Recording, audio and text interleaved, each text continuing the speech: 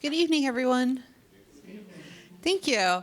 So first, again, I just want to wish everyone a good evening and welcome to the Hudson Library for tonight's author discussion and book signing with Christopher Heaney, who's the author of Empires of the Dead, Inca Mummies, and the Peruvian Ancestors of American Anthropology. Tonight's program is our first event for this month's Tour of Peru series here at the library. We have some other fantastic programs related to Peru this month, including a virtual tour of Machu Picchu this Saturday at 10 a.m., as well as a survey of Peruvian art, ceramic, textiles, metalwork, and carvings by the Nasher Museum of Art at Duke University. That will take place on Tuesday, April 16th at 10 a.m. For a full list of all of our programming, we have brand new program brochures in the back of the room. Feel free to grab one on your way out, or you can visit our website, hudsonlibrary.org. Now, I would like to introduce tonight's speaker. Dr. Christopher Heaney is an assistant professor of history at the Pennsylvania State University. He's the author of Cradle of Gold, The Story of Hiram Bingham, A Real-Life Indiana Jones, and The Search for Machu Picchu. He has written for The New Yorker, The Atlantic, The New York Times, and other publications, and was the co-founder of The Appendix, a journal of narrative and experimental history. So now please join me in welcoming, with a warm welcome, Dr. Heaney.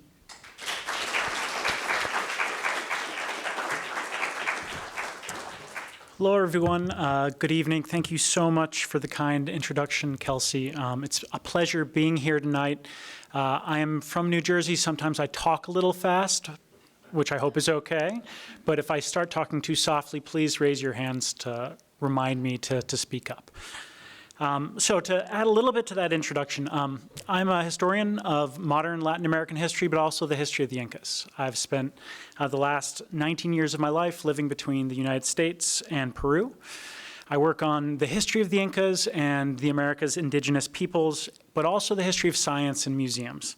The goal of my work is, starting with my first book on Machu Picchu, is to make the pre-Hispanic and early modern and modern indigenous history of the Americas visible and also legible, using what we have in the United States in its museums and archives, and also to help people re-encounter that, to learn what used to be on display, but it is no longer. I think this approach helps us think about a Latin America that is also part of the United States, and a Latin America that's always been modern, and also shows us how indigenous peoples from Peru and the Americas have been a part of American U.S. history for a very long time. So tonight I'll be talking to you about my second book, Empires of the Dead, Inca Mummies, and the Peruvian Ancestors of Anthropology. But to explain how I got there and got to writing a book like that, I want to tell you a story. It's July 24th, 1911, and a man named Melchor Arteaga is living in his house on the banks of the Urubamba River in southern Peru. And he wakes up and he meets an extremely tall American explorer named Hiram Bingham. Bingham was a Yale historian, one of the first people to teach Latin American history in the United States. And he had gone to South America in search of the last cities of the Incas. The sites where the Inca emperors escaped after the Spanish invasion into the jungle towards the Amazon and held off the Spanish until 1572. Bingham thought he had a good idea of where to look. He was supposed to follow the Urubamba River down to the Vilcabamba River and look for sites named Espiritu Pampa and Vilcabamba, but he was told along the way that he should really take a look at a place named Machu Picchu. He wasn't quite expecting very much, but he followed Arteaga across the river and began a 1-mile hike almost directly up onto the ridge. And there he met the Richarte family. This is not Bingham there on the left. This is one of his students a year or so later. But the Richarte family lived on the ridge to escape the Peruvian state, as well as landowners who would draw from their labor and force them to give them tribute.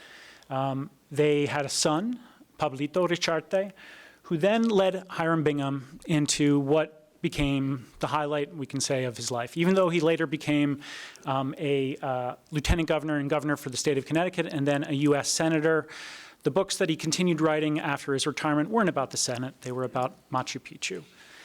He wrote about it in his book, Inca Land, that surprise followed upon surprise as he followed Pablito Richarte through the underbrush and growth into what we know today to be, or what we call today, Machu Picchu, starting with a curved Inca sun temple, which was as fine as any Inca architecture that he had encountered in Cusco, the original capital of the Incas. Bingham was a person who understood the new visual economy of the 20th century. He knew how much a picture could sell and tell.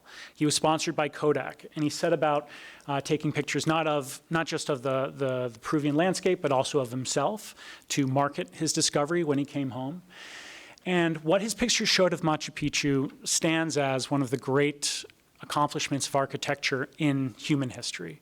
The way that the Incas not just built up, but into the stone, using it to create almost poetic mergers of human hand and the natural, the bedrock that the Incas were building upon. This was the entryway into what later became known as the Royal Mausoleum, where the mummies of Inca emperors and their family members would have been stored and visited, and as we'll talk about today, removed and carried about and interacted with. Pablito there on the right led Bingham and his constant companion on this trip, a Peruvian soldier, up to the Intihuatana, or the hitching post of the sun, where Bingham took photographs of a sculpture that sort of evoked the Inca relationship to the sun and the landscape. Later interpreted as a place that the Incas supposedly tied the sun. It wasn't actually that, but it was sort of a gnomon, a way of marking the sun's passage between the ridge on the other side of the river and behind them that marked the calendar of the Incas and their relationship to the ancestor, the sun that they believed themselves descended from. This photo, taken a year later in 1912, was part of Bingham's legacy. His was the first cover story for National Geographic on archaeology. They never funded an archaeological expedition before they did his, and they devoted the whole issue in 1912 to photographs like these, which began to cement Machu Picchu's legacy as a site of Inca history. Today, we know Machu Picchu as the religious estate and royal estate of the Inca empire builder named Pachacutec, or Pachacuti, the Sapa Inca, or peerless Inca, who expanded from the 1420s through the 1470s or so. It was one of the places where his own body would be carried once he died and was brought back to life, as we'll talk about. And today, of course, it is the image that we perhaps most associate with Indigenous South American history. It's iconic photographs and postcards, if people still send those, I do, shows up when you search for Peru in Google. It's the first thing that pops up in the image search. It's the cover of South American guidebooks, standing in for almost the whole continent, when not Peru. And my first book was about the story of that expeditions, Bingham's expeditions and his excavations at Machu Picchu. A Cradle of Gold there is translated into Spanish as Las Tumbas de Machu Picchu. But that was only half the story. What interested me was not just how Bingham got there and what it meant in that moment, but what happened next. What happened to the Richarte family, for example, who was living at the site? Why did they leave the site 3 or 4 years later? What happened to the soldiers who accompanied the expedition and made sure that people like the Richartes would lead the expedition around? Or, as happened in 1912, force them to dig up the dead at Machu Picchu. This is an image from the 1912 National Geographic magazine that shows the beginning of the collection of bones and skulls and mummified remains from the site itself. There we see three of the farmers, Richarte and Alvarez, and as well as a soldier and one of the expedition members. I became interested in the conversations that they had, the reasons why some of these farmers stopped working, why they quit work and refused to go back, why they didn't want to be putting, as you'll see in the box there at the bottom, the skulls and mummies of the Incas into boxes. And I became interested in how those boxes left Peru for the United States. There were 93 of them, containing the contents of 107 graves and the remains of about 173 individuals that Peru said to Bingham, the Peruvian government said, you can export these boxes, but when we ask for them back, you have to send them back. They asked within 7 years. Yale didn't send them back till 2010. And my book, that first book, was a story of why. It's a story that is a hard one at times, that helps us to think about how individuals like the man in the center there, who lived in the area, were paid by the expedition to dig up people that he sometimes understood as ancestors, and others thought of them, these are people from an earlier age. You know, they're maybe not my personal ancestors.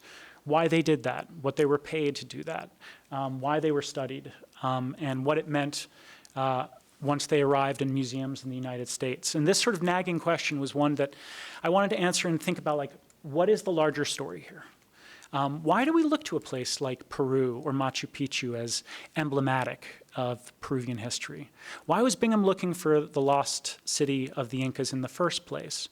And how did our museums in the 19th and 20th century become places that contain the human remains of people from very far away, other people's ancestors? In some ways, this is a story of science that we sort of think about as normal. That's one of the things that science does. It studies the dead and learns things from those bones. It didn't at the beginning of the 19th century. It did in anatomical terms, but taking another people's body and using it to think about history, that was something that developed, I found in researching my book, over the 19th century. So my talk today is going to be how that happened. It's going to be a history of the Incas and their mummies and how they came to enchant the world. But it's also going to be a story about the history of knowledge. How did a field like anthropology and archaeology develop? Why did it develop? And what does it mean for us today when we think about the museums that contain culture and art and artifacts from very far away, but also other people's ancestors and the relationships that put us in? As a slight warning, we're going to be looking at some pictures and displays from the 19th century of those ancestors. We saw just one there from the early 20th century. That's not a decision I take lightly. I make it in part because we have received notions as to what these sorts of ancestors and mummies look like. Having already heard a lot about mummies in the media, a word that we probably first associate with Egypt and then Hollywood horror. That's certainly how I came in the door of thinking, what is a mummy? What is archaeology? When I was a kid, I thought it meant Egypt. It certainly has colored depictions of Inca and Andean mummies, if we have any Tintin fans in the audience. Raskar Kapak haunted the dreams of Tintin in the 1940s. Or more recently, Buffy the Vampire Slayer. Ampata, the Inca mummy girl who fights the Vampire Slayer in 1997. You may have even run across them without meaning to in the last couple of months. In September, a ufologist, which is a career that social media makes possible these days, showed Mexico's Congress what he said were the mummified remains of 2 unidentified forms of life, supposedly found in Peru near the pre-Columbian Nazca lines. I've written about how these mummified aliens, or supposed mummified aliens, anthropologists believe that this is a doll made to look like an alien. But it's part of a larger and more elaborate hoax that since 2017 has taken the actual remains of Andean bodies and combined them with the remains of animals to appeal to those of us who might find something alien in Andean forms, which is part of the problem I want to put to us today. How do we get to a place where Andean mummies are readily accessible on social media? If not quite as respectable as learning from National Geographic that a 500-year-old child was mummified, sacrificed, and drugged. Maybe this is a clue to our answer.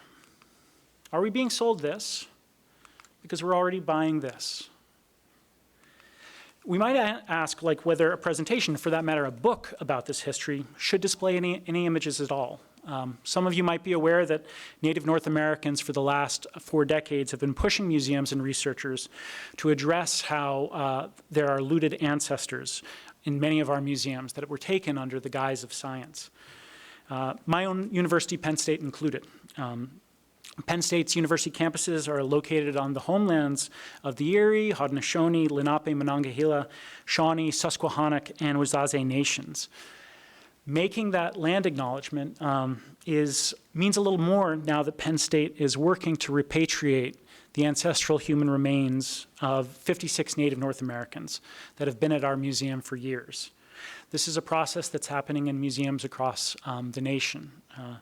While these returns happen, these ancestors and kin are no longer on display. And so it might be considered, well, why should they be in a presentation like this at all? Why not let the screen go blank? What my book is about is that because if we let the screen go blank in this case, we might miss why Peruvians, some of Andean heritage and descent, have worked very hard for over 4 centuries to subject outsiders to the ancestors that science would call mummies. The earliest known drawings of Inca and Andean ancestors were made by an indigenous Andean chronicler named Felipe Guaman de Ayala. And in 1616, in the 17th century, he sent the King of Spain a richly illustrated manuscript called The First New Chronicle in Good Government.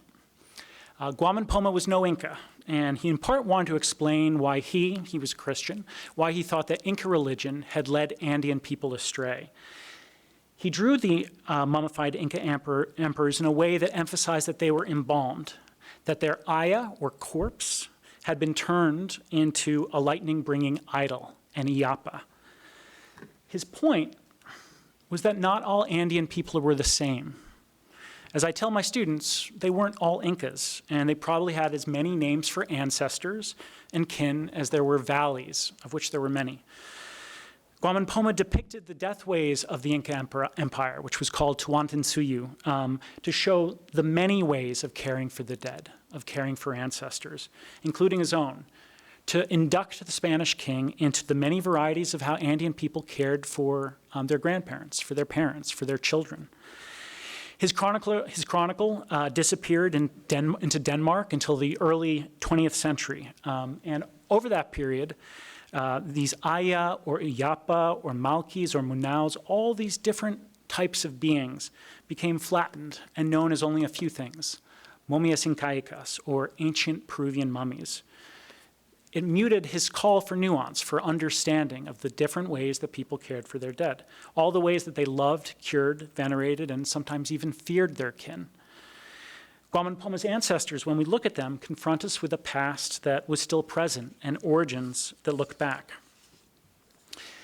His drawings aren't the same as National Geographic or some of the 19th century displays we'll engage with today, but the relationship helps us think about how they move through time, how they aren't just examples of theft and looting, but also opportunities to think about care and think about a dead that is still present, that is understood as still breathing, and sometimes looking at us accusingly, and ending up in museums around the world, as I'll talk about today. So we'll get there by talking about 3 stories, each of which maps onto a section of my book and the different sources it uses.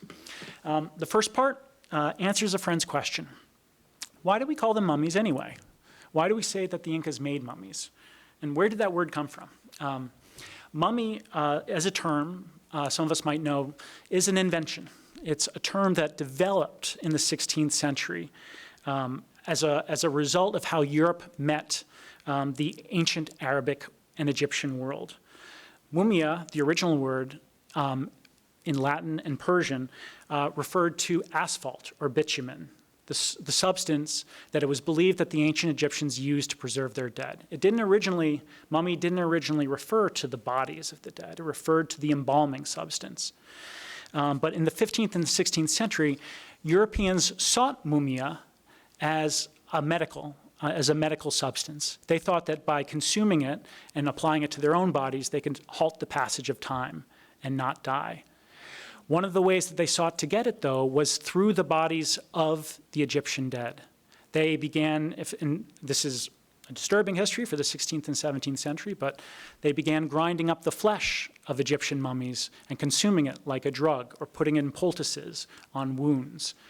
And that sort of transference from mummy as asphalt to the flesh ground up led its way to the mummies themselves, referring to mummies in general, mumia in general. But how did it then come to refer to any preserved and ancient body? Originally, mummy just referred to bodies from the ancient East. It came from Europe's encounter with the Incas. The Spanish invaded Tahuantinsuyu, the Andes, in 1532, and they encountered an empire that had expanded over the previous 300 or so years to stretch from the south of Colombia to the north of Chile and Argentina, the largest land empire and most extensive land empire in the world at that time. And in this empire, the care and display of ancestors was a way of enacting rule and telling history. At the system's top, at the empire's top, were the bodies of the male and female Inca emperors and empresses whose innards were removed and flesh was covered with balsams. They were preserved in the elements for a year before they were returned to be paraded among the living and carried on the shoulders of their subjects. Here we see Huayna Capac and his wife Rawa Okio being carried into Cusco by litter around 1525. Like I said before, they were Iapa. They were understood as flashing, lightning-like beings that visited their palaces, that could be talked to as if they were still alive. And they were, socially, cosmically, and economically speaking. The dead Inca emperors continued to own everything that they had conquered and built in their life. This meant that their successors had to wage war to build their own cut of the empire, their own slice of the pie, that they would then support their own cult and their descendants after they died. The Incas weren't the first to do this. South America is home to the world's oldest mummies, 7,000 years old, the Chinchorro mummies of Arica in northern Chile today. It was a process of turning an ancestor or a child into somebody who could be visited and cared for over time. The earliest mummies made were of children, presumably as a way of managing grief and extending the relationship with the dead. But the Andes' unique climactic characteristics, it was extremely dry and in other places very cold, made it very possible for a number of cultures to reinvent this process over the next millennia. From about 800 BCE to 300 CE, the Paracas people on the Peruvian coast wrapped and rewrapped their dead in seed-like enclosures, binding them up in what became characteristic for Andean ancestors of in fetal positions, as if they were returning to the earth as they had come out of their mother's womb, or as seeds who were being replanted to regrow the fertility of their community, who brought them offerings and cared for them and revisited them like they were still alive. By the time of Guaman and the Inca, this was common throughout the Andes. There was a specific month in the calendar, in the Inca calendar. November was the month for the festival of visiting with ancestors and the dead. They were called malquis in some places, which was also a word for a cutting of a tree. The idea being that when you cut a tree, it's no longer live in that form, but it can be replanted and that it will grow again. And it's a way of looking to ancestors and the dead to continue to shape the lives of the living. It was extraordinarily, we might look at this and see something disrespectful in this, but for them it was a way of continuing to relate and continuing to ask for help for one's children and one's descendants. Not all dead were ancestors, though, and not all ancestors were sacred in the same ways. Some became wakas, or sacred things, and if they got especially powerful, the Inca emperor might confiscate them and bring them to Cusco and send them into war because they were understood as having cosmic powers that could defeat enemies. The Incas also employed the power of not letting some of their subjects fully die. Some bioarchaeologists think that the Incas actually made the practice of mummification more widespread as a way of freezing, essentially, the people that they conquered and saying, well, you might say that you're not conquered, but that is your father or grandfather right there. And he preserved right there as the document of your defeat. Or they sometimes sent the children, the most perfect children of their lords, to become capacuchas, offerings to the cosmos, put atop mountains to freeze, and become intermediaries with the apus, the sacred mountain beings. Why do we know all this? We know as much as we do about the Andean dead and the Incas because the Spanish had to learn this in order to achieve their domination of the Andes. We think of Inca and Spanish invasion and conquest as a fast thing. It's something that gets told to us by books like Guns, Germs, and Steel by Jared Diamond. The truth was it took 40 years. And one of the reasons why it took 40 years is that the Spanish didn't originally understand what they were looking at. What's the challenge of an Inca emperor that never dies? Well, it's that you can pick him up and move him away, and he might not draw the attention of the Spanish conquistador. He might continue to give orders through his caretakers. You can't just kidnap Atahualpa and kill him if his ancestors and his brothers are still giving orders to their subjects. They also were puzzled because what did a beautifully mummified Inca ancestor look like to them? Looked like a saint. In Europe in the 16th century, there was a massive cult of the saints for the Catholics, in which a very preserved body was evidence of sanctity. And so one of the things the Spanish were trying to prove, essentially, that these sacred beings that you think are ancestors and have the power to call down the gods, they're actually dead. They're not what you think they are. And their preservation doesn't owe to their sacred power. It's because they were made that way. So they start studying the process of mummification. How did the Incas do that? They confiscate the Inca emperors and bring them to Lima. Some ancestors they burn because they want to destroy them and defeat them, and they think that the only way they can do so, they can't kill something that's already dead, but they can burn the dead in front of their descendants. But they bring them to Lima and they begin their study. They want to find out, this is also an economic story, they want to find out why are they so well preserved. In 1536, the King of Spain asks for a sample of balsam of Peru to be sent to him. Balsam of Peru, Peru balsam, some of us might have an allergy to it. I have at least 2 friends who do. It shows up in natural toothpaste and other homeopathic products. You might have run across it. You can buy it on Amazon. We know it because the Spanish were trying to figure out what exactly the Incas were doing to preserve their dead after they died. In Lima, they studied them. They unwrapped them. There's even evidence that they might have dissected some of them to figure out their way of preservation. These were the very first European confiscations and displays of indigenous ancestors in the Americas.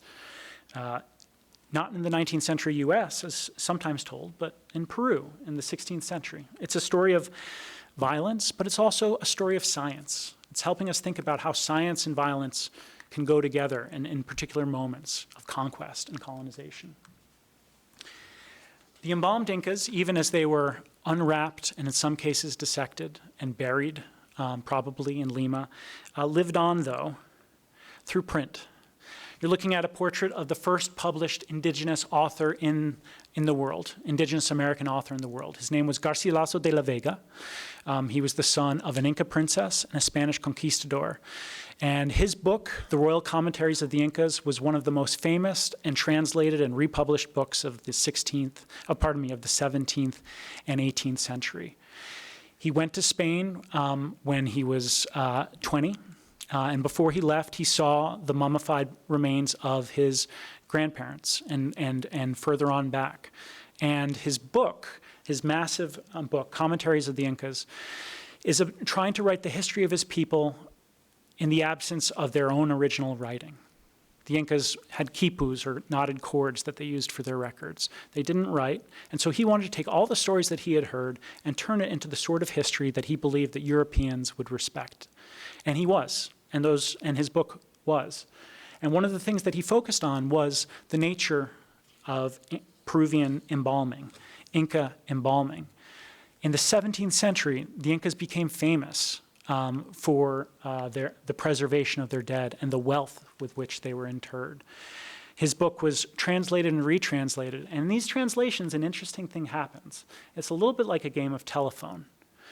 When the English translate Garcilaso de la Vega's book into English, Paul Reichout was the translator in 1688, he says a very interesting thing. He says that these bodies of the Incas were more entire than the mummies, which is to say the Egyptians. In the 17th century, mummies still referred to the Egyptians. Now, this wasn't something in Garcilaso's text. This was something that Reichout added, trying to make sense of what he was hearing from the Americas. But it was an important moment in human history. For Europeans through the 17th century, what was civilization? What was antiquity? It was the Egyptians, followed by the Greeks and the Romans.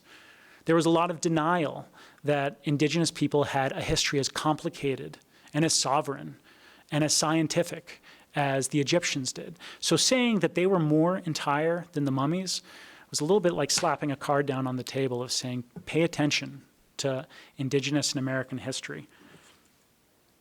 It led in the 18th century to the first application of the word mummies to any ancient and preserved body, not just the Egyptians. A French anatomist named Daubenton in 1749 wrote an essay to the Histoire naturelle, which was this important scientific series begun by Buffon, the French natural historian. He wrote an essay called Mummies, in which he said, we shouldn't just be talking about Egyptian mummies. We should also be talking about mummies from the Canary Islands. We should also be talking about, especially, mummies from Peru. This planted another seed in the mind of Europeans, that if they wanted to understand indigenous history in all of the Americas, the place that they should look was the Andes, because they had preserved bodies like the ancient Egyptians did.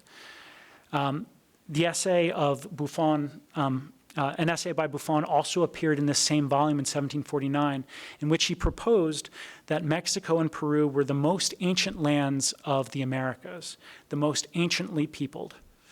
Now, this is something we know isn't true today. We understand that the Americas were populated by the Bering Land Strait or by boats along that route from North America to south. But in the mind of Europeans, they started looking to Peru and the Andes as where to research and where to dig in the 18th century to figure out the history of the Americas and its indigenous people before Columbus arrived.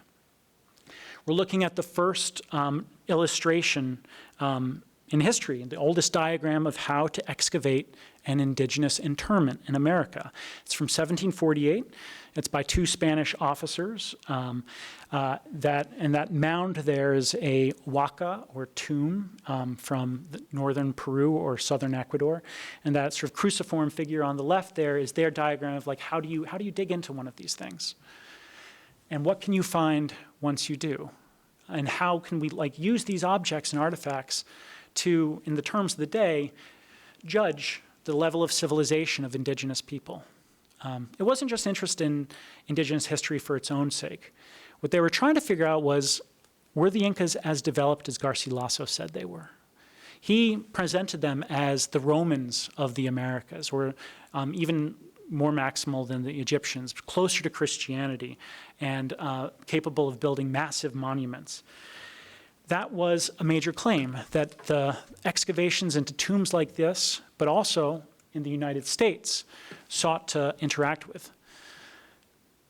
Ulloa matters, and this drawing matters because the Spanish officer's work matters, and this drawing matters because it was quickly translated into English. It was published in Philadelphia shortly after the American Revolution. And Thomas Jefferson, whom some of us will know, was responding to it. His notes on the state of Virginia is sometimes taken as the beginning of archaeology in the Americas. It detailed his opening of a burial mound, a Monacan burial mound in Virginia. But if you look at the fair copy, the original copy right before it was printed of his notes, you see in the footnotes he's responding to Ulloa. And one of the things he's arguing with is, are indigenous people Incas, or are they the people that he was encountering in Virginia? Were they people who built monuments? Or was what he said, and this is where it connects to the history of where we are today, were they just mound builders? which in the language of the late 18th, early 19th century was a way of demoting them somewhat. That the mounds that we know today as to be earthworks and monuments, for Jefferson was saying, these are just places where people were putting their dead. And it's not with any sort of hierarchy or civilization. It's just they're strong and they're noble, but they're ultimately savage.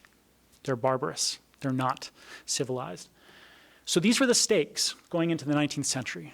And it's the reason why, if you wanted to have an argument in the 19th century about indigenous civilization, you had to engage with Peru. And it's why American anthropology looked to Peru for answers. It's also because the Peruvians were presenting it this way. In 1821, José de San Martín, one of the heroes of South American independence, sent King George IV of England an Inca mummy for the British Museum. This was Peru's first diplomatic present it made to another sovereign nation. And the goal here was to have England recognize that Peru is home to the Incas. It's home to sovereigns. It's home to a tradition of embalming and mummification that showed that science wasn't something that just the Europeans had, that Peru, that the Americans had it too. And that patriots like José de San Martín were the people who knew it best, that they were like Thomas Jefferson, that they were the heirs to the Incas and their sovereignty. They furthered this sort of display and argument, Peruvians did, by building national museums. The first national museum opened in Lima in 1826, 2 decades before the Smithsonian. And it opened with a so-called Inca mummy in every corner. And I say so-called because in the 19th century, they're starting to call Andean mummies Inca mummies, even if they're not, in part because that's the brand. People are looking to see an Inca mummy. It doesn't matter where it came from in the Andes or who it's from. They're calling them all Incas. And one of the stories that this story shows is how we get back to understanding them as more things. But there are 4 Inca mummies, each in a corner of the museum, which was in the former quarters of the Hall of the Inquisition. And foreigners visit these mummies and then go out into the countryside to find mummies of their own. They're learning from Peruvian ways of knowing and displaying their past. The Peruvians are also displaying them abroad. They're making trades to American museums and museums in Austria, for example. I found that the National Museum of Peru traded objects and mummies to foreign museums in the hopes of getting mummies in return. They also displayed them at World's Fairs. This is a display that Peruvian collectors set up at Philadelphia Centennial Exposition of 1876. Foreign collectors were reproducing this. They were collecting the dead for themselves and putting it on display, helping to create what I think is a diaspora. This is a map that shows all the different places. It's a very limited map, showing all the different places that Andean ancestors and mummies ended up over the course of the 19th and 20th century. For these scholars, and this is Charles Wilson Peale, the founder of the first successful public museum in the US in Philadelphia that received the first Indian mummies, Inca mummies. For these scholars, though, they weren't just interested in these mummies for what it said of Peruvian history or mummification. They were also interested in them as objects of race. Ancient Peruvians became the Americas' first accepted pre-Columbian human remains. Now we know that there are human remains that go back not hundreds of thousands of years. Who knows, someday, maybe. But thousands upon thousands of years. What they wanted to find at the time was at the very least remains from before 1492, so that indigenous people's bodies before the Europeans arrived could be studied by science. And it turns out the United States was not the best place for doing that. As antiquarians moved into where we are now, Ohio country, they started digging into monuments, into mounds, and they did find human remains. But because of what's happening outside of our window right now, or was a few minutes ago, the rain, this is a humid place at times. Human remains don't hold up for very long in mounds. And so they wanted to find a place where it was dry enough that human remains over a long period of time could be preserved, and that place was Peru.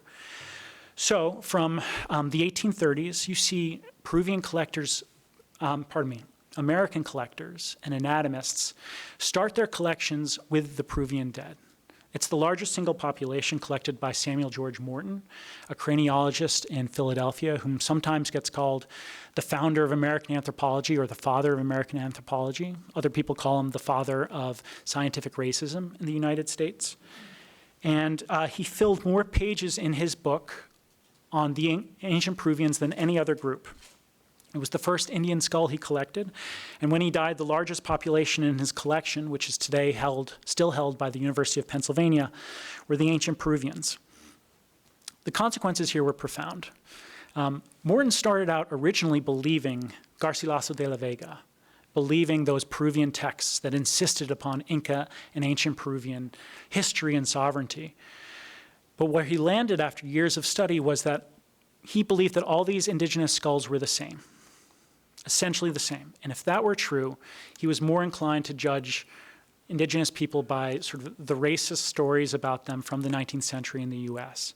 That it wasn't that the Incas were the level at which all indigenous people should be judged, but that they were an exception, and that they had died just as he believed in the 19th century Native American people in the United States were going to die.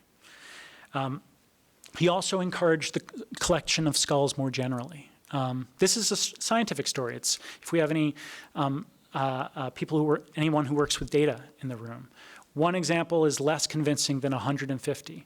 He said if you want to study a people through their human remains, you don't want one skull. You want, as in his case for the Peruvians, 150 of them. This starts a competition amongst American scholars to collect more and more human remains. It shapes how they approach the remains of other people, like African Americans and Black Americans.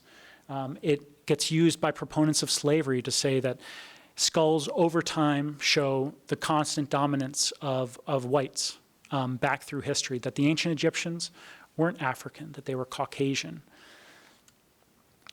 It produces scholarship, fights. We might look at from the outside of academia and be like, this seems a lot of fuss over nothing. Why are people footnoting each other to death and writing these things that are impenetrable to read? In the 19th century, this is from within 25 years of Morton's book, Crania Americana. And this article cites about 27, I believe, different publications on ancient Peruvians from the past 25 years. You'll have to trust me on this, but although this is, you come across articles like this today, in the 19th century, this is extraordinary. This is a field coming together. This is anthropological science getting made, specifically using the Peruvian dead.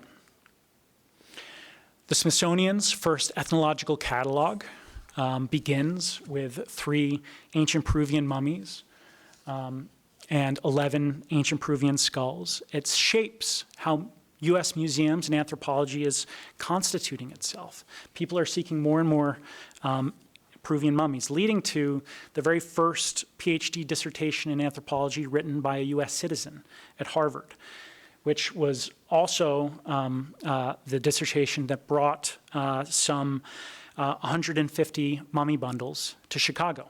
This is the Chicago's World's Fair of 1893, the Columbian Exposition, whose most popular exhibit in the anthropology building was a recreation of the cemetery at Encon that showed not just, and this is where you can see what people are looking at changing, it's not just showing skulls here or mummies here or pots. What they're starting to get interested in is context, the ritual. They're trying to show not just the object, but bodies coming out of the ground. This is how we also start to understand things that are more complicated than, oh, that's an Inca mummy. They're saying if when you pull apart a mummy into textiles or skulls or a pot, you lose what makes it human. You lose the fact that somebody at some point bundled that body, wrapped it up, and put it with its possessions in the ground. And if we truly want to know and respect the people that are being dug up in this way that we would hope produces knowledge, we need to understand that they can't be pulled apart like that. The public responded. The cartoonist Denslow, who did the original drawings for The Wizard of Oz, drew a couple sort of editorial cartoons for the newspapers about the fair that showed science at the fair. And if you see there in front of the mammoth and I don't know if that's a dodo or an auk, in front of the sphinx, in front of the totem poles, in front of the snake skeleton, we have an Andean mummy playing a bunch of pots like a timpani drum, as if all science at the fair was dancing to the beat of the ancient Peruvians. The effects of this interest were massive. It created speculation in Andean mummies. U.S. collectors called it mummy mining, going to Peru to collect the dead, sometimes not for such worthy causes as to know the dead, but to sell them as objects. And there were Peruvians who assisted in that, who made money off of it, who had their own sciences and ways of knowing the dead that didn't quite have a problem with digging them up. But there was a horrific side to it as well. We know from this moment that the Harvard student who dug up the Ancon mummy used the Peruvian state, used the power of the state, like Bingham did, to force farmers to go into the countryside to dig up their Inca cousins, they called them, against their will. We think about this as archaeology, and sometimes presented to us as that, as these are things from the past. But this is something that people who were asked to do the work didn't always want to do. That sort of sense of horror about the story, and I know this is an intense part and we'll be leaving it in a moment, that sense of horror, it's almost existential horror, is wrapped up in some of the most important art of the late 19th century. Paul Gauguin, a French-Peruvian artist, used this mummy in particular, which was in the French Ethnographic Museum in Paris, as the model for a series of paintings that constantly worked through this bundled person that he depicted as sometimes as a young woman, sometimes as an old woman, getting to the place of thinking about what is the relationship between death and fertility, where I come from. That same mummy, it's been proposed, was used as the model by Edvard Munch for his painting The Scream. Munch was a fan of Gauguin and visited Paris in the years in which Gauguin was working, and it's been suggested that rather than this being the universal existential painting that, we have it on our refrigerator as a finger puppet, more than that, it's maybe the most famous Peruvian mummy in history that we don't know actually is a Peruvian mummy. If you take one thing away from this talk in the book, it's that this story is in plain sight. It's just that it's been covered up by layers of art and distance from the past so that we don't know it's there. Okay, so the other side of the story, though, is how Andean and Peruvian people tried to recover their ancestors not as objects to loot, but as people who cured and cared for their dead as well. The third part of my book retraces a debate about a surgery called trepanation. Trepanation, who's heard of it? Also known as craniotomy. Some of us, myself, have relatives who have had a craniotomy. It is sometimes called humanity's oldest surgery, a drilling into the cranium to relieve pressure on the brain or evacuate building up of fluids. Sometimes it was believed that trephining and craniotomy was used to let spirits out.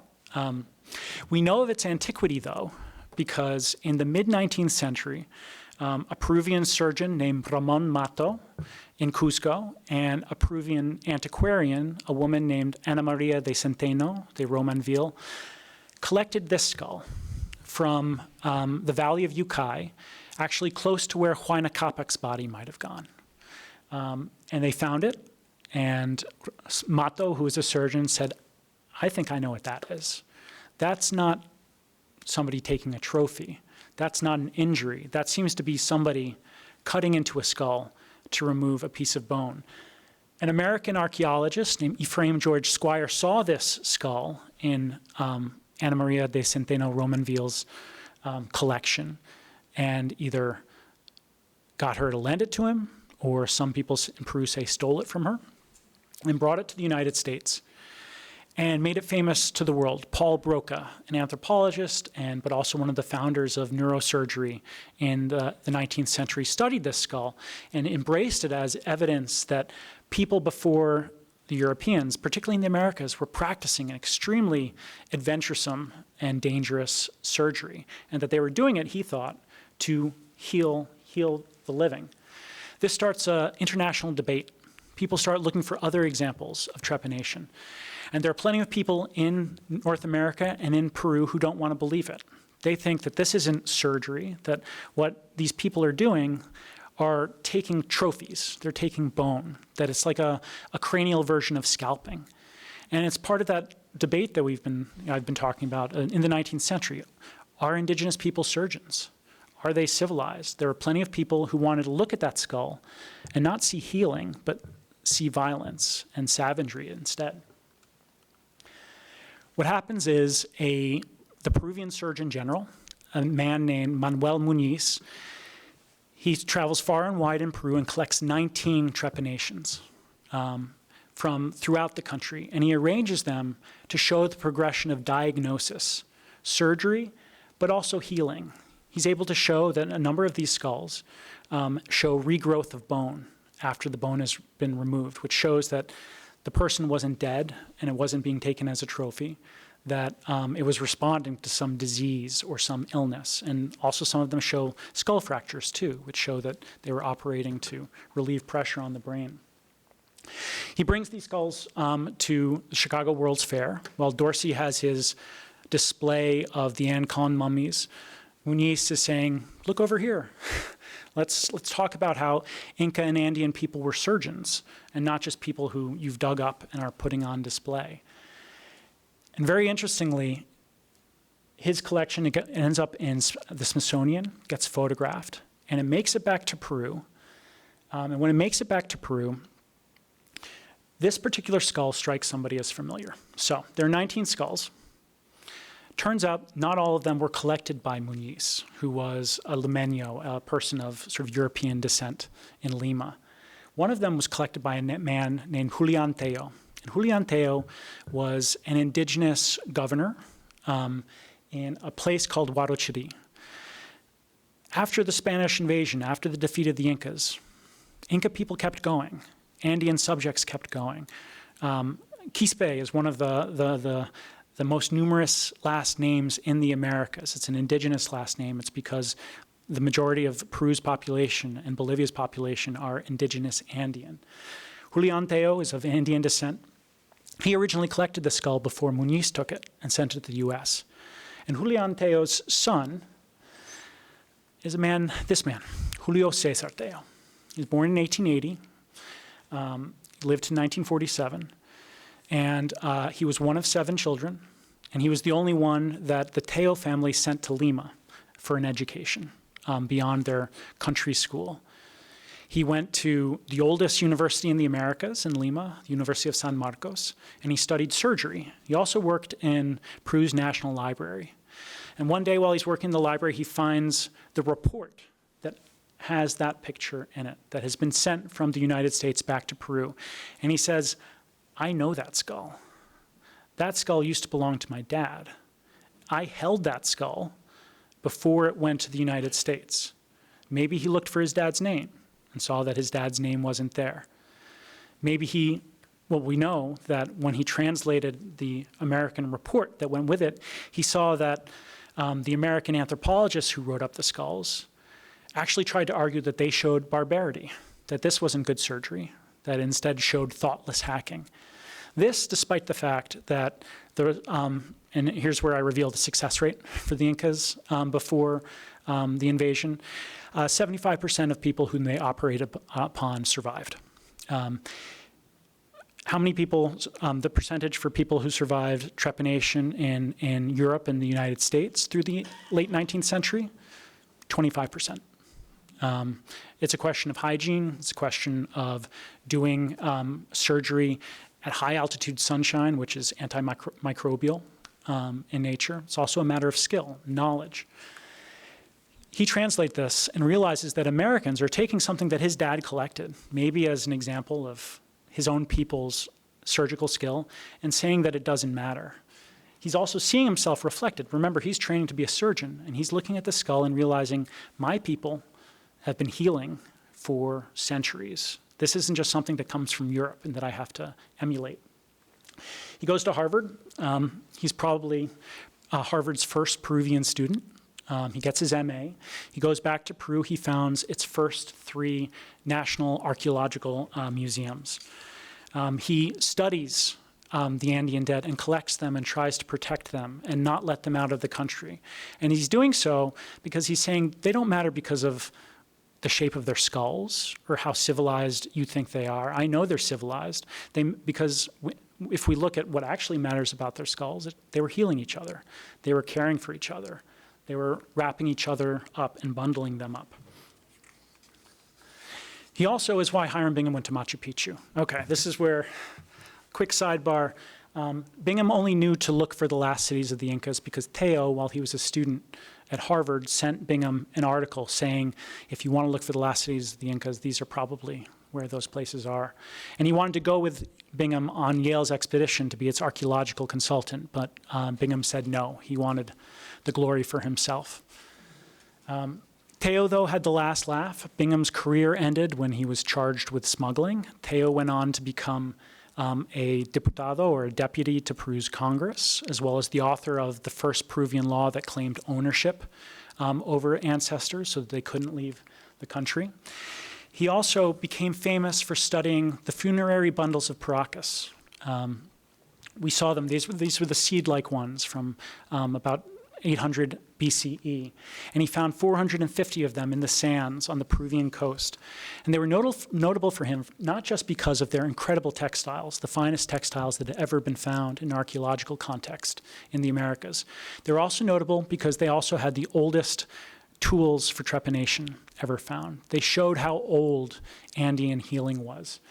He made mannequins in his museums on which he draped the textiles that he found, celebrating his ancestors as the ancestors of Peru.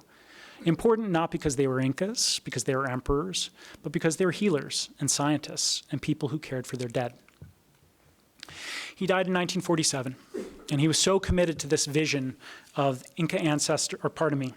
Andean ancestors as the ancestors of Peru, that he had himself buried in the backyard of his museum, not 50 yards from the mummies that he collected over his life. Doctors said that he died of Hodgkin's lymphoma.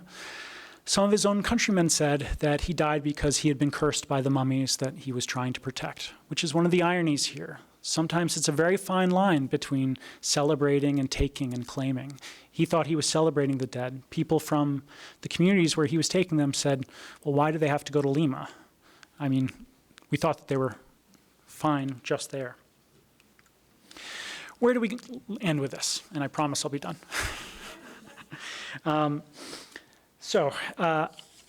What this story tells us is that the history of caring about Indigenous history and Indigenous history is a long one, and it's one that was learned from Indigenous and Andean peoples who tried to get Europeans to pay attention. Museums like the Penn Museum that is currently being hit with claims for the return of the dead, part of that story is a story of violence and claiming other people's ancestors, but it's not the only story. If we look to the past, we see plenty of examples where people were saying, maybe we should do some things differently, or maybe we should understand the dead not as objects of savagery or race, but as chances to be in dialogue with their descendants and think about them as civilized and caring. In Peru, it has led to a whole coterie of essentially intellectual descendants of Julio Theo. He trained a generation of archaeologists who care for Peru's museums, who've gotten involved in other forensic efforts to identify the dead killed by the Peruvian military or terrorist groups like the Shining Path in the 1980s and 1990s. Peru's government still, though, plays politics with the dead. Juanita, some of you might know her from National Geographic in the 1990s, was sent abroad by the Peruvian president Alberto Fujimori as a sort of look over here tactic when he was being accused of corruption. He played in mummy diplomacy by sending Juanita to the United States to get cultural goodwill and sending it on to Japan, while Peruvian archaeologists said she should be staying in the country. She eventually ended up in Arequipa, in Peru, but the community from whose lands she was originally taken wants her back and isn't getting her back from the Peruvian government. Her displays and her circulations help us understand how we get to the supposed alienígena Maria, as well as those supposed Peruvian mummies shown to Mexico's Congress. But they also change how they look at home. There's a journalist and writer named Gabriela Wiener who wrote a recent fascinating book about encountering Peruvian remains and objects in museums abroad and imagining what it would mean to break them out of the museum and run with them into the street and try and liberate them. Thinking about how this history looks to the Peruvians and Peruvian Americans that are part of the United States and have been, as we see here, for hundreds of years, changes how we think about them in our museums. They're not from far away. They're actually also from people who are our fellow citizens. It also means thinking about how we remember this history. My book begins and ends with the Smithsonian's first hall of physical anthropology, which opened in the National Museum of Natural History in 1965. And the first thing a person saw when they came to this exhibit was this display of 160 ancient Peruvians arranged like a mushroom cloud. Each skull was supposed to represent 300 million people, and the point of this display was to show how humanity had exploded in population since 1 AD.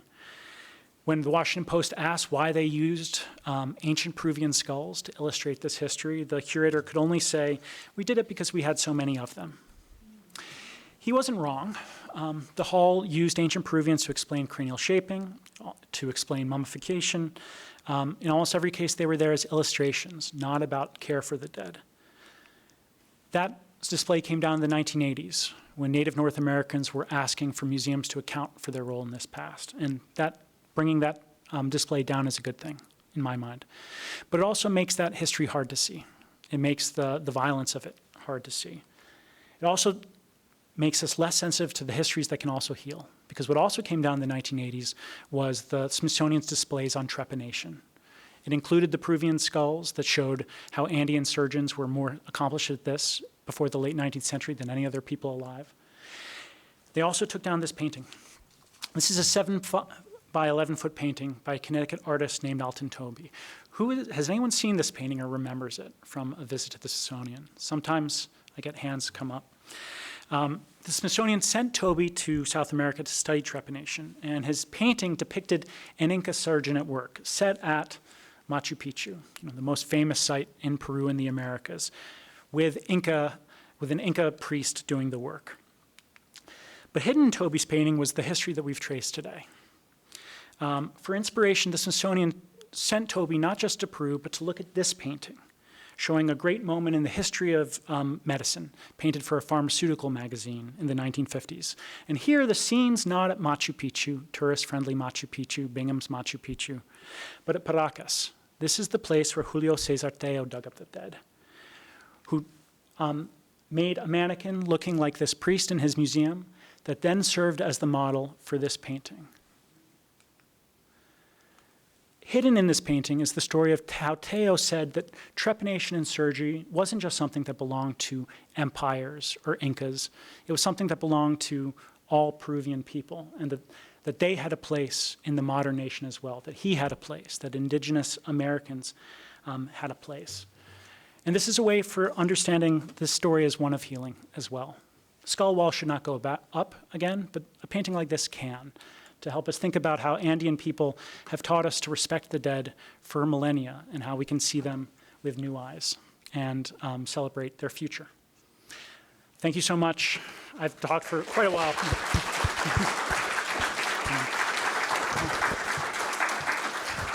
Thank you. Do you want to take audience questions? Yes, that's Okay, my so if you have a favorite question, feel free to raise your hand. I'll come with the microphone so everyone can hear. Yes. I have a couple of questions, but I'm going to start with one.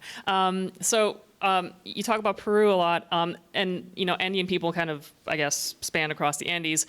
Is there a reason why Peru was sort of like the country that was at the forefront of all these efforts, or like why not Bolivia or Ecuador, or That's other a great countries? question, especially Bolivia, which had its own very complicated system of mummies. Ecuador also had them, but they were far more often interred underground. I think it's partly a story of like the 19th century history, or pardon me, the pre-19th century history when it was ruled by the Spanish. That entire region was called Peru. So like the Spanish, when the viceroyalty of Peru went from Ecuador down through Peru, Bolivia, Argentina, Chile, and later on they get broken off into different colonies ruled by the Spanish. But it was the association people had. It was Peru is very good at branding. It's been good at branding for hundreds of years. And this was one of the ways that it was sort of like Kleenex. To refer to tissues. It was sort of like Peru, Inca. But it was also a story in the 19th century of railroads and merchant ships. Peru being along the coast and also inviting a lot of mining and railroad efforts and engineers in, had a lot of people just dropping anchor.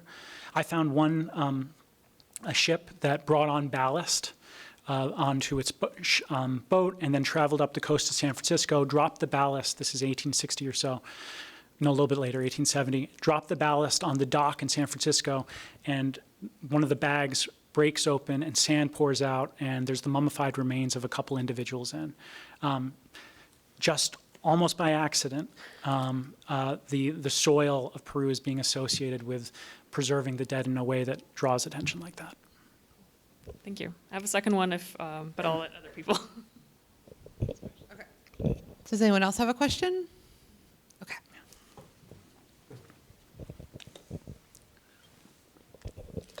It's been well documented that there were trade routes way into the southwest, and there was tremendous amount of commerce. So it provided connectivity to the Northern America tribes and Indians. Could you elaborate on that, and what kind of commercial ventures did all of them participate in until they were finally discovered? That's a great question, and it's something that for a while archaeologists tried to move away from, because in the late 19th, early 20th century, the idea of how does civilization work, it's like it diffuses. It starts in one place and gets handed to another. So early anthropologists were interested in how these ideas moved and connected. But in the 20th century, people tried to focus on like, okay, let's understand the Pueblo as they were on their own, or the Aztecs as they were on their own, or the Incas as they were on their own. But there's really exciting research using archaeology now to show how far, for example, macaw feathers traveled, how birds from the Yucatan and further south, Panama, made their way up into burials amongst the Pueblo and the Anasazi in the American Southwest. So it's very clear that Central America and Mexico up into Colorado was connected by what later on became the Camino Real of the Spanish, the Royal Road. It was originally an indigenous road. I've got a colleague at Penn State who's pulling that down into Panama too. The Spanish, when they get to Panama in the early 16th century, they're talking about kings and queens there. They're talking about people, particularly dead, covered in gold and silver. And for a long time, because of how massively they were looted in the 16th century, that link in the chain between Mexico, between the Aztecs, the Maya, and below them, the Incas, was lost. But I think we're at a place where archaeologists are starting to really talk about, okay, this is one long system. We know that Andean people were on trading along the coast on boats, or at least exchanging things. If anyone saw that amazing story from Easter Island in the last couple of weeks, that they've done some analyses in an obsidian blade from 1,000 years ago that shows signs of South American tubers on it. And it's something we knew from other sources, or suspected that there was communication between Rapa Nui, Easter Island, and South America. But this sort of clinches the deal and tells us, if you've seen Moana, one of my favorite movies, that story's a real one. That's a very real one. And it's one that we can take into the Indigenous Americas to think about how there's this whole world, not just the Americas, but also the Pacific, that we're still learning about. Thank you. Sir? I think we have time for one more. I see a hand in the front, and then we'll move on to the book reception.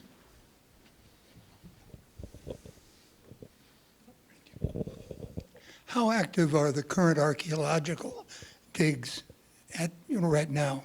Very active.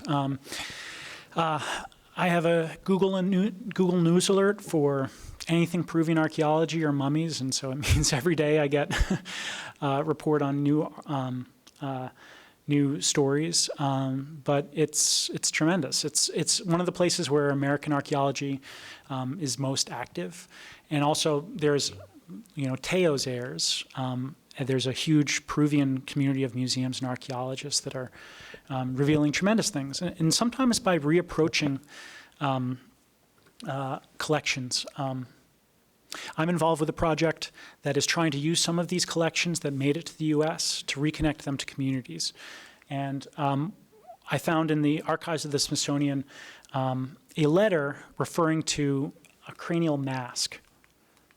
Now, its picture isn't here, but it's a mask with holes in its temples.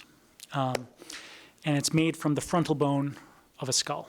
It was originally collected as an object of war, and that's something that people would have worn to intimidate their enemies. But if we read it in light of the stories that were written by Andean people in the early 17th century, we actually find out that it's a thing called a wayo, that we thought were all destroyed by the Spanish. And they were worn to embody an ancestor and to sort of dance in their honor. And so rather than an object of war, it's a way of thinking another way about how there's still things to be found by working not just in archaeology and digs, but going back to some of these orphaned collections and museums and saying, what other secrets do they have to tell us? Thank you so much for that question. Thank you.